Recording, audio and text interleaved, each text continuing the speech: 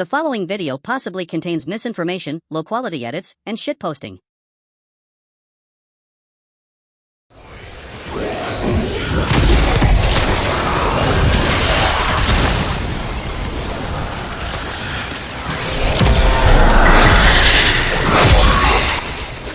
Oh my fucking god!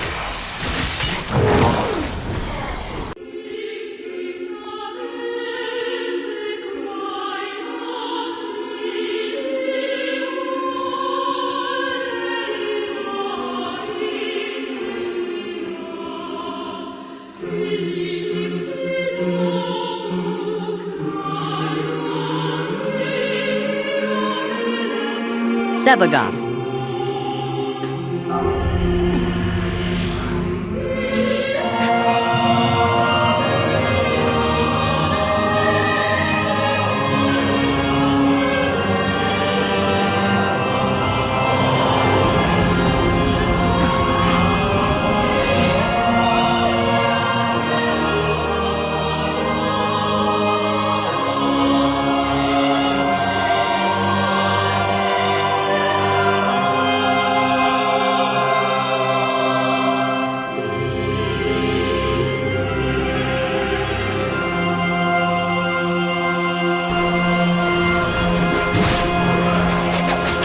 What, you fat little cunt?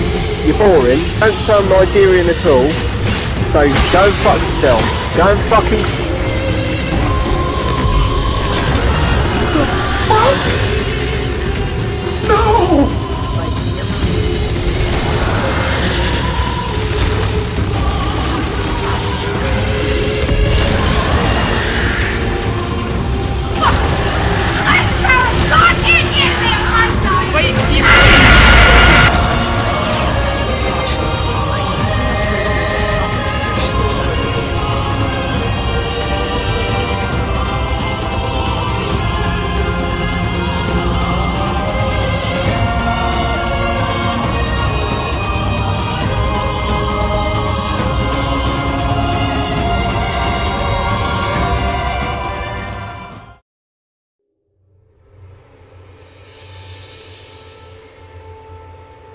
Hello there my fellow Tenno, come seeking more advice from the Florida man today.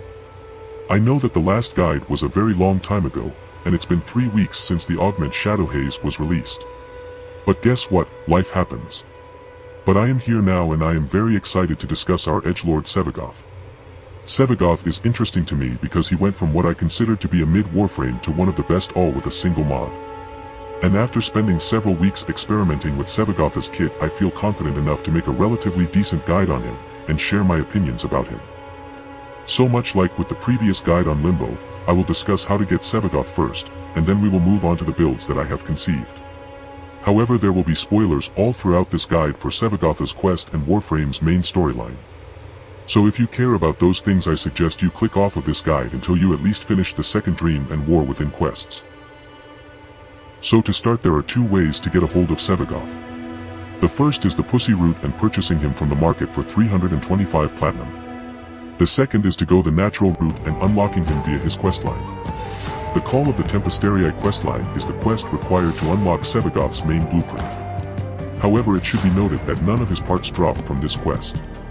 The quest can be unlocked after completing the second dream, the War Within, and the Rising Tide questline in order to start it, making it a very mid to late game endeavor.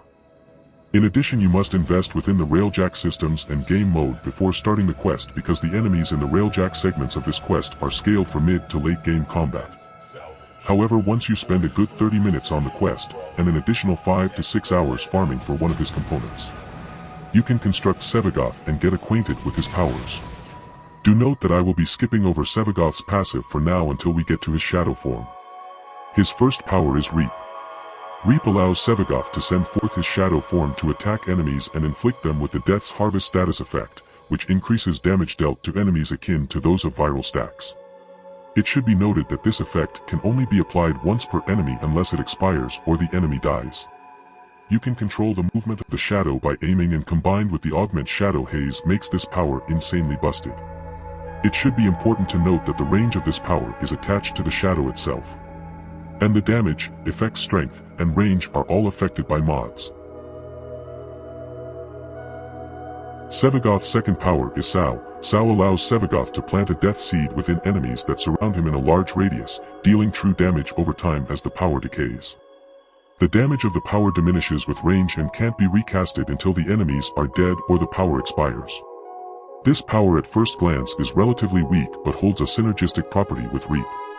When an enemy affected by Sao comes into contact with Reap, they will unleash an explosion that deals 25% of the enemy's max HP as blast damage in a 4-meter radius. The range of Sao and its damage are affected by mods, including the decay duration. However, the explosion damage and range are unaffected. Sevagoth's third power is Gloom. Gloom, when activated, creates a ring of void energy around Sevagoth that slowly expands over time to a max range of 16 meters at base. The ring not only slows enemies that enter it but also allows Sevagoth to steal health from enemies by damaging them.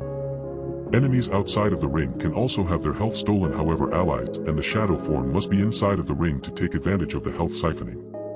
The ring's range, slow, and health siphoning are all affected by mods, but do keep in mind that the more enemies that are in the ring, the more energy that is drained over time. This power is also Sevagoth's subsume, meaning every other warframe can use it. Sevagoth's final power is his Exalted Shadow, allowing Sevagoth to switch between two different warframes, a caster form in base Sevagoth, and a melee-focused monster in the Shadow. Now normally I would go over the Shadow's powers now, but I think I am going to let the following gameplay explain his powers to you, and I love this segment.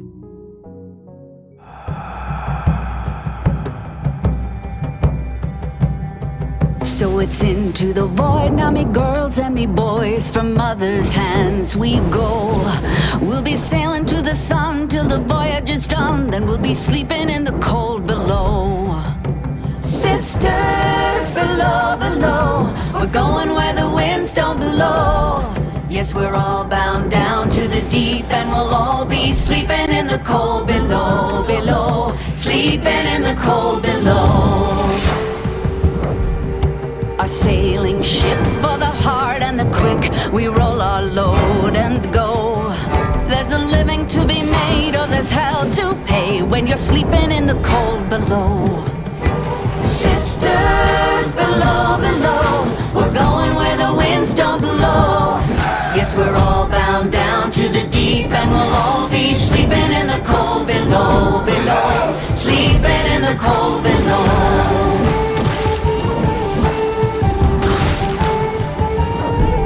There's a man on high with the devil in his eye and a golden hand, I'm told. It can hurt you, it can hold you, he can kick you or console you when you're sleeping in the cold below. Sisters below, below, we're going where the winds don't blow. Yes, we're all bound down to the deep, and we'll all be sleeping in the cold below, below, sleeping in the cold below.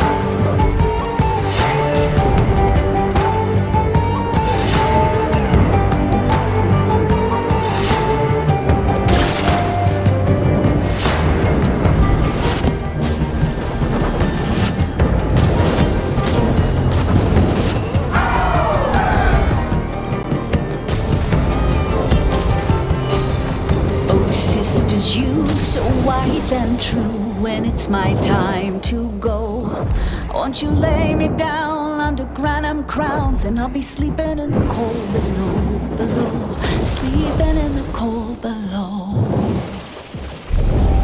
Sisters below, below, we're going where the winds don't blow.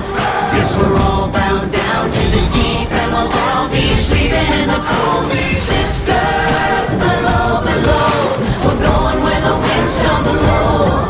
Yes, we're all bound down to the deep, and we'll all be sleeping in the cold below, below, sleeping in the cold below, below, sleeping in the cold below.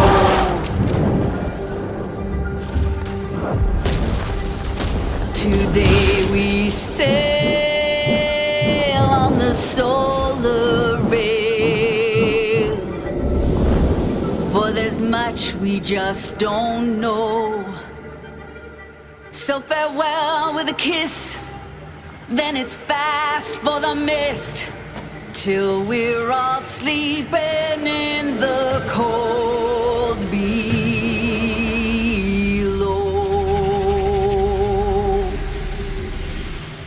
Sevagoth's passive allows Sevagoth to enter a tombstone upon death, and can revive himself after killing 5 enemies as the Shadow. The Shadow can die in this state and can only use his second power consumed in this state. However, the power is designed to instantly kill enemies unless they are a boss or have overguard. Now it does go without saying that efficiency mods also affect the abilities of Sevagoth and the Shadow form. But something very important to note is that the damage of the Shadow's claws scales with base Sevagoth's strength, not the Shadow's. With these abilities in mind and interactions, I will now show you different builds for mid and late game Sevagoth and show certain strategies to help you within the late game especially.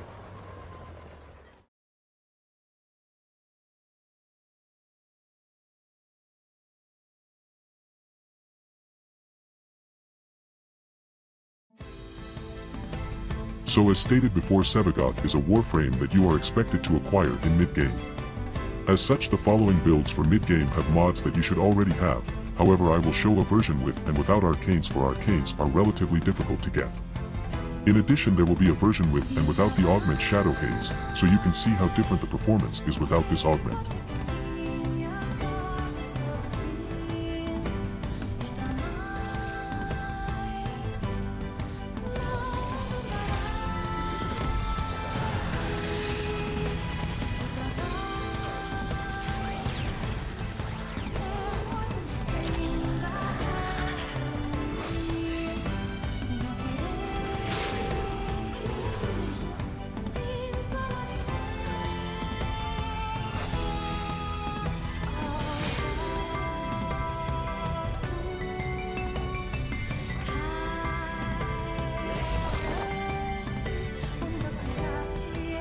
This first build before you is a relatively balanced setup, with strength being prioritized for the Death's Harvest status effect and the Shadow's Claws.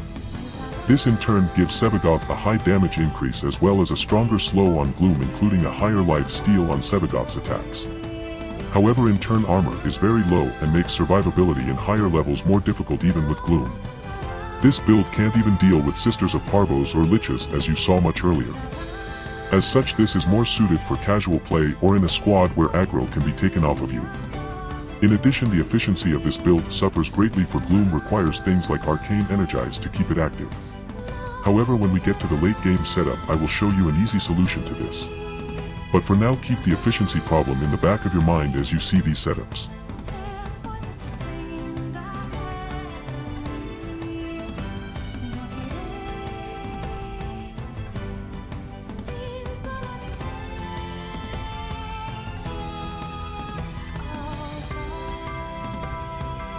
Now we are going to take this same build, change some mods around, and put Shadow Haze on this setup instead. And then you will see just how much of a difference this augment makes for Sevagoth. Look, just sign the stupid petition. I've got stuff to do. I'm sorry? Are you gonna sign this, or will it be your surviving family members? Okay, I'll do it. Legalize nuclear bombs.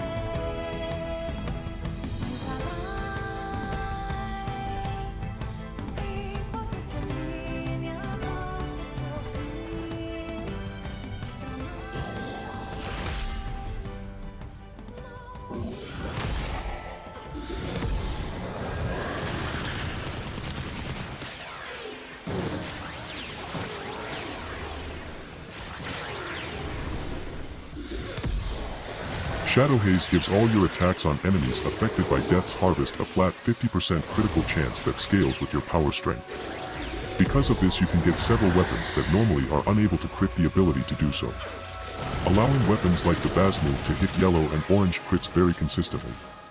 You can even allow terrible weapons like the Alternox to turn from status spreading pieces of shit to crit monsters due to this one augment.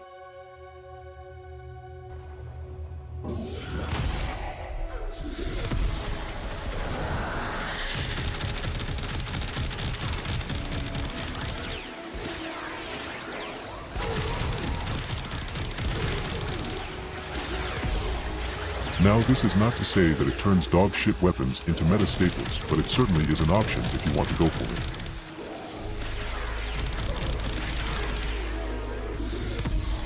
This can be taken further to damage types like gas and electricity that require crits to be effective. Giving these damage types some viability, however, it's due to increasing the damage over unique synergies. So stronger damage types like slash will still outperform gas in particular, but it's funny watching enemies suffocate.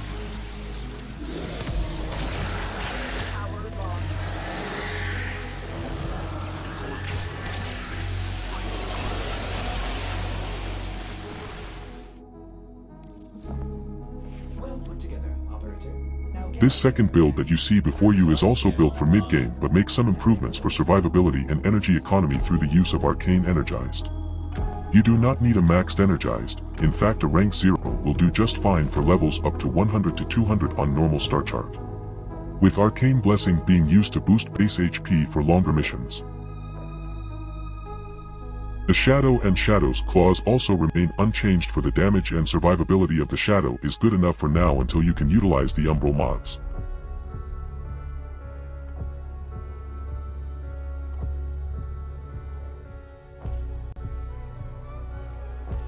Now with these stats in mind, I will show you how it performs in the most difficult content for a mid-game player, that being the LVL 80 to 100 survival on Lure. This footage is largely the trailer for this guide, and as such you can skip this section to the next one if you already have seen it or do not care about mid-game. Anyway, please enjoy.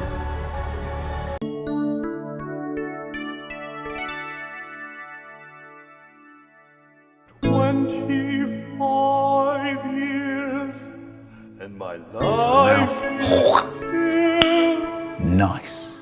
trying to get up that great big hill of hope for a destination.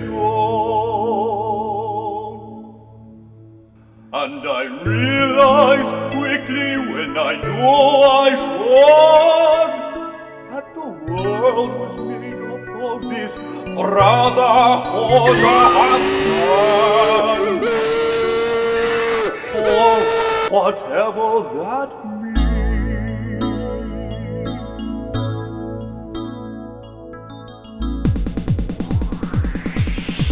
And so I cried sometimes when I'm lying in bed just to get it all out what's in my head. And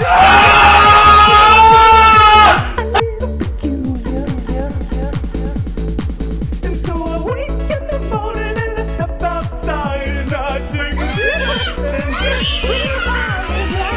straight to the top of my lungs. What's going now? And I say, hey, hey, hey, hey, hey, hey, hey. I say, hey, what's going now?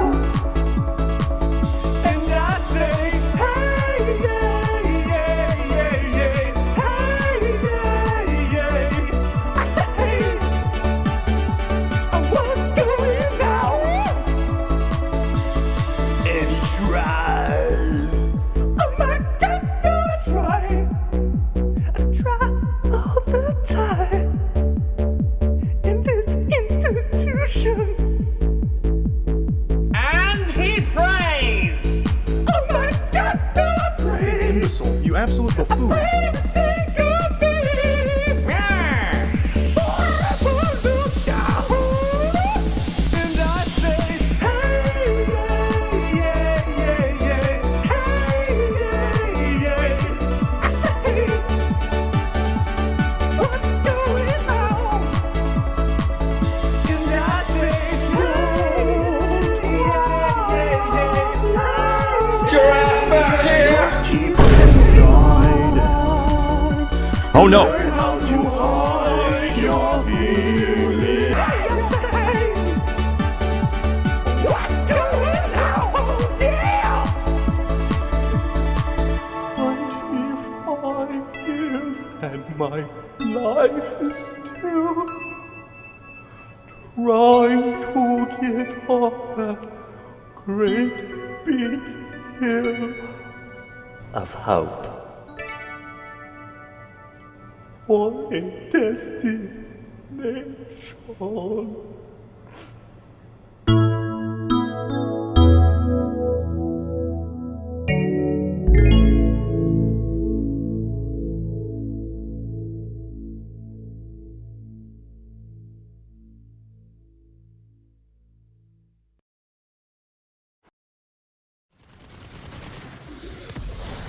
Now this is not to say that this build cannot do early steel path missions, as you can see here the build is performing decently.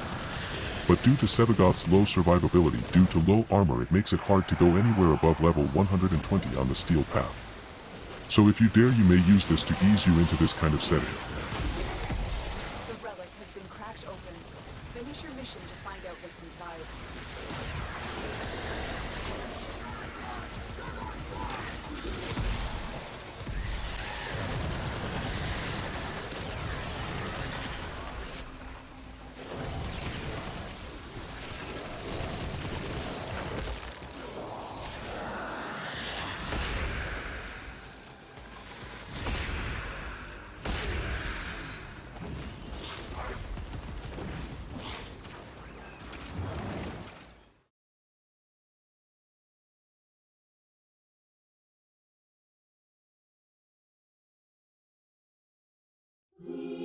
Now that we are done with the mid-game setups for Sevagoth, let us move on to the late-game setups for Sevagoth. The following builds will utilize mods and other upgrades that can only be acquired after completing the new war quest and the Zeriman, and will include some strategies for steel path content. This build utilizes the Archon shards from the Archon hunts to boost Sevagoth's base armor and energy pickups, giving Sevagoth much higher survivability and damage negation, up to 75% when combined with umbral fiber. This build prioritizes efficiency and power strength to give Gloom a very strong slow and lifesteal while keeping its drain to a minimum. However, range and duration suffer greatly for it. Because of this build is best used on quick missions where tile sets are very enclosed and narrow rather than open environments. This second build does not prioritize efficiency and instead boosts duration, moderate range, and strength for a few reasons. 1. You want Shadow Haze to be active for as long as possible, giving the enemies the Death's Harvest debuff and your weapons the crit boost. 2. Gloom's efficiency scales with duration as well, making the drain much lighter than before. But what is most important here is the moderate range and the Mod Hunter's Adrenaline, which allows you to gain energy from health damage. And since Gloom heals you, you can get infinite health and energy. My Shadow is built much like my base Sevagoth, except my range and strength is much higher, allowing for Embrace to have high range while Consume and Death's Harvest become even stronger.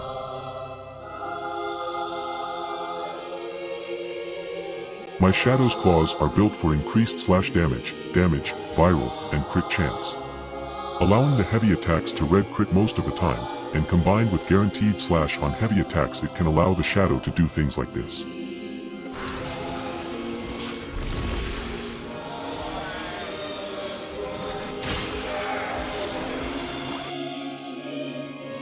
Now to play Sevagoth optimally, you want to have Gloom up all the time, take advantage of the damage enemies inflict upon you for energy, and stay in the Gloom radius as the Shadow to heal.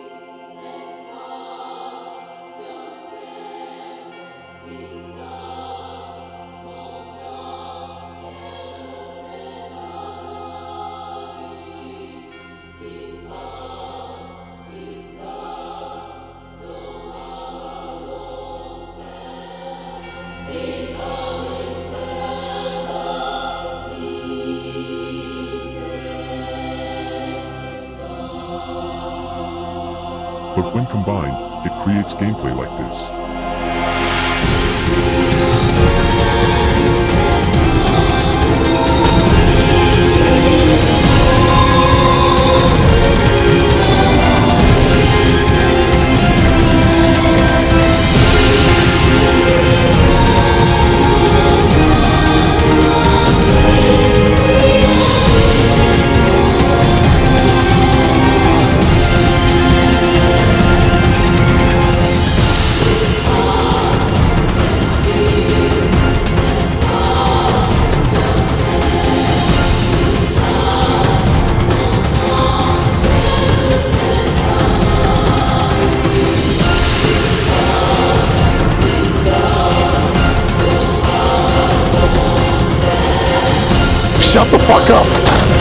fucking place. Trash.